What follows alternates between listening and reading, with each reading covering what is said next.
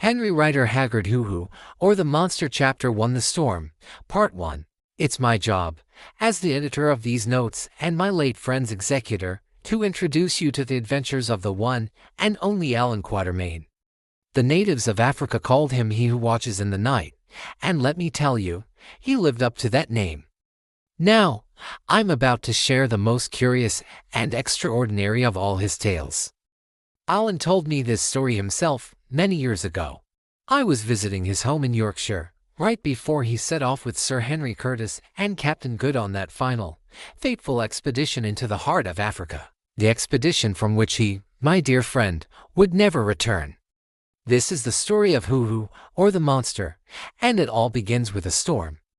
Thanks for listening, and don't forget to subscribe for the next chapter. In its time, I wrote down in detail the story that amazed me, but I must confess that I subsequently lost my notes, and, distrusting my memory, could not restore even their essence with the accuracy desired by my departed friend. But just the other day, while rummaging in my storeroom, I stumbled upon a portfolio preserved from my distant past, when I practiced as a lawyer. With some excitement, such as grips us when, in our declining years, we suddenly come into contact with objects reminding us of long-past events of youth, I carried it to the window and, not without difficulty, unlocked the rusty clasp. The portfolio contained a small collection of various junk papers relating to a case on which I once worked like the very devil for a fry, and of mine an eminent scholar who later became a judge of blue pencil with a broken lead, and such like. I looked through the papers, reread my own marginal notes, and with a sigh tore them up and tossed them onto the floor. Then I inverted the portfolio to shake the dust from it, and as I did so, a very thick notebook in a black oilcloth cover slipped out of the inner pocket.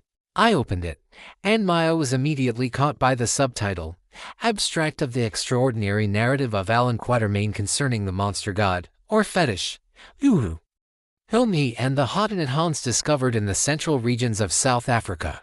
Instantly, it all rushed back to my memory. I saw myself, a young man in those days, hastily compiling these notes under the fresh impression of Allan's story late at night in his house, and then the next morning on the train, so that later, at my leisure, I might coherently and comprehensively transcribe them in my study at Elm Court in the Temple. I also recalled my distress upon discovering that the notebook had vanished without a trace, although I knew perfectly well that I had hidden it in a safe place.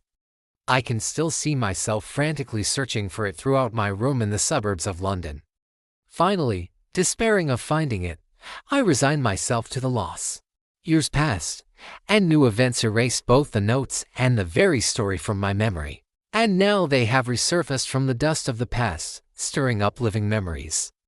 And now I proceed to set forth this remarkable chapter from the adventure-filled life of my beloved friend Allan Quatermain, who has awaited me for so long in the land of shadows. One evening, we, that is, old Allan, Sir Henry Curtis, Captain Good, and I, were gathered in the study at Quatermain's house, smoking and talking of various things.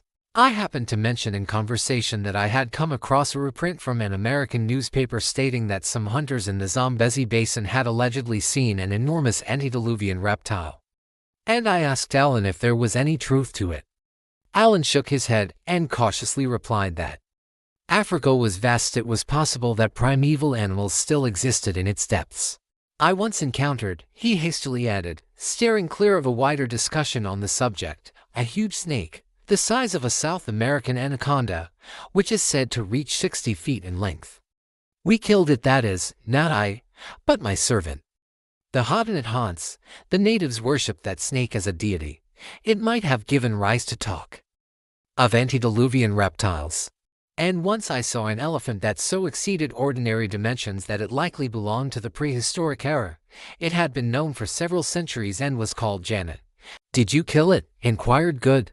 A flush spread across Allan's face, visible through his tan and wrinkles, and he replied sharply, departing from his usual good nature, A hunter is not asked about the outcome of the hunt unless he himself speaks of it. But, if you must know, no, I did not kill that elephant. Hans killed it. And by doing so, saved my life, myself. Missed it with both barrels from a distance of just a few yards. Well, Quatermain, exclaimed the restless Good, you missed a huge elephant from a distance of just a few yards. That means you must have been terribly frightened. Did I not say I missed Good? Yet, you may be right, and I was frightened for, as you know. I never boasted of any particular courage. Everyone would have flinched upon meeting that. Jan, even you, Good.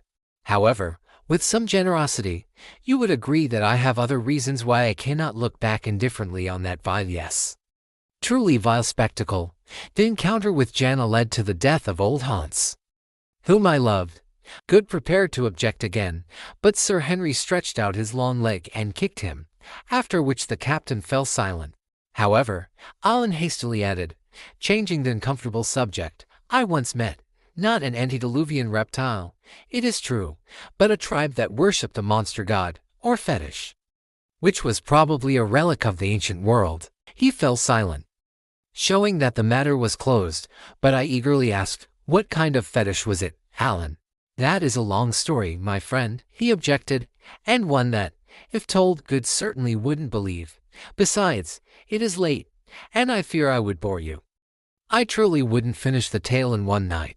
There is whiskey, soda, and tobacco for Good and Curtis. I myself will take a post between you and the door and will not move until you tell me everything, Allan. It is rude to go to bed before your guests, so please begin, I added with a laugh.